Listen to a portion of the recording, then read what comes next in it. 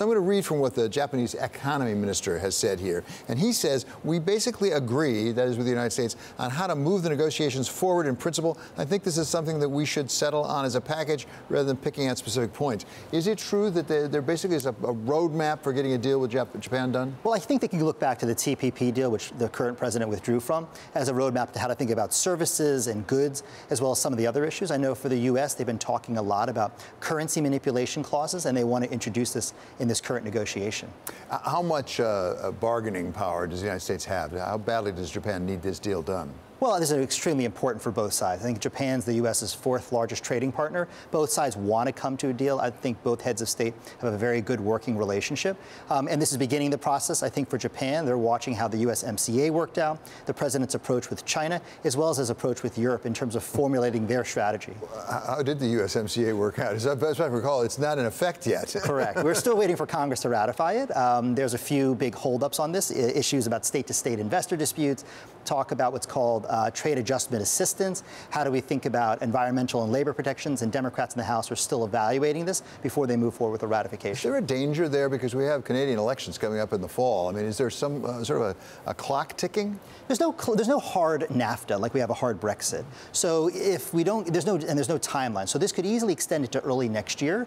With the Canadian elections, it does pose a bit of an issue from the U.S. side, and the U.S. wants to move forward on this and have Congress ratify it. Let's turn back to China here, because we're told that they're still negotiating, they're still talking on the telephone at least to try to move forward with that. We noticed that actually China started buying U.S. debt again. We'll put a chart up showing that. Does that tell us anything, or is that just them managing their balance sheet? I think it's more managing the balance sheet. I mean, at Barclays research, we've been talking a lot about U.S.-China trade, and we really are in this sort of situation on a merchandise trade deal. Can China agree to some sort of large number for the U.S. administration on additional U.S. exports? Talk about $1 trillion to $1.2 trillion over maybe 4 to 6 years. But then more importantly is on what we call the new economy issues. How do we think about forced technology transfer, intellectual property theft, and other technology issues? Well, and you have a fascinating analysis of this in your note, actually, about why there really is a difference between merchandise trade on the one hand and some of the new technologies. And really it goes to an essential set of values of President Xi and the Chinese people. Right. I mean, if you think about it from the Chinese perspective, they have this 100-year plan for 2049, realizing the Chinese dream. We talk about 2025 made in China, but all of this is about how do you grow the economy. Our economists at Barclays put together this great chart showing GDP per person, and the idea is you need to escape the middle income trap. You want to grow the GDP per person along the lines with Korea or Taiwan, not fall along the ways of like a Mexico or Brazil. Yeah, this is a key distinction. We talk about the size of the Chinese economy and how big it's gotten. It's second in the United States. Some people say on purchasing power parity, it's actually bigger in the United States. Correct. But the per capita is what you're saying President Xi and the regime are really paying attention to. It's all about delivering growth. I mean, the last thing that they can handle right now would be a Tiananmen Square Part 2, or for like the Arab Spring to hit Beijing. So it's all about how do you deliver growth. You've got 650, 700 million smartphone users, a lot of young people that demand to have jobs. For the administration in China and for Beijing, they need to deliver those economic reforms. Let's go back to the United States here for a moment, and we have a debt ceiling coming up again sometime in the fall. It's always a little ambiguous when it happens. And we're borrowing money pretty fast here. Are we headed for some trouble this fall in Congress with that debt ceiling? I'm glad you asked. There's a lot of issues. You have in the fall, you have this debt limit, you have a spending agreement, and you have sequestration hit back into effect. I believe that's in early January. So you can call this a mini fiscal cliff or many fiscal cliffs. At the end of the day, it looks like Congress is trying to work out a longer budget term deal to probably continue spending on last year's path, plus some certain percent.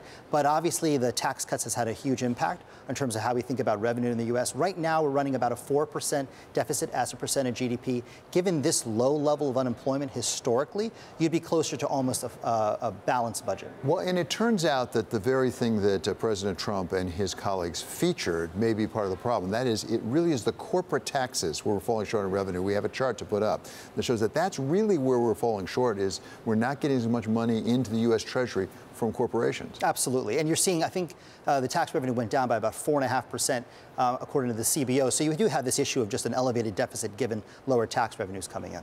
And as a practical matter, are the Democrats interested in letting the Republicans out of this trap? No, I mean, this, of course, is going to be a major election issue for 2020, and Democrats will try to pin their discussion about this. It's kind of difficult right now when you're in this booming economy. Growth is still continuing, albeit slowing, as you come closer to the election. Well, let's talk about the booming economy, because there's another big bank in town that came out with a projection that President Trump was likely to win, and they based it on two things. Number one, you always get about 5 points because you're an incumbent.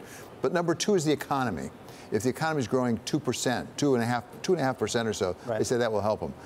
First of all, what are Barclays' projections on where we're growing, and what does that mean for Donald Trump in 2020? We're in the same ballpark, and I did see that report. We're in the ballpark of about 2 to 2.5% economic growth, and it does basically it does help the incumbent quite a bit. It's way too early, and we're not in the business of forecasting elections at Barclays to talk about that this early. But I think our economic forecast does show economic growth slowing through 2020. We don't have any forecast of a recession as of yet. If it's in fact growing 2.5% or even 2%, does it take the economy sort of off the table as an issue? And if so, what does it leave? Is it health care? What is it? Taxes don't seem to be the subject. Right. I think economic growth will be an issue. The growing inequality between the rich and the poor is certainly going to be an issue. Healthcare, I think, could become more of an issue as we see this Texas AG case play out on the constitutionality of the ACA. You saw that as a big issue for the midterm elections, and I think that could be continue to be an issue going forward.